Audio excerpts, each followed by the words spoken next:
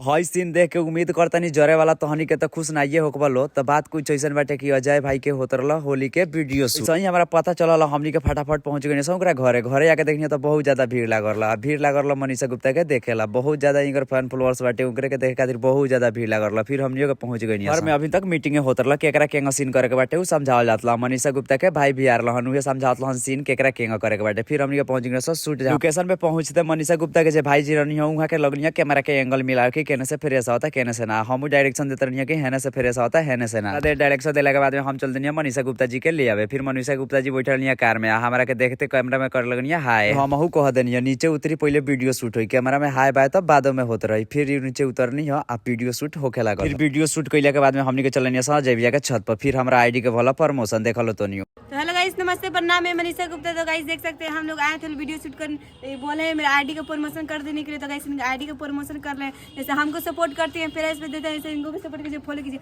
अपना आईडी का नाम बोल दीजिए। पटेल छोरा उत्तम। तो गाइस ये इनका आईडी का नाम है पटेल छोरा उत्तम। गाइस फॉलो कीजिए, सपोर्ट कीजिए।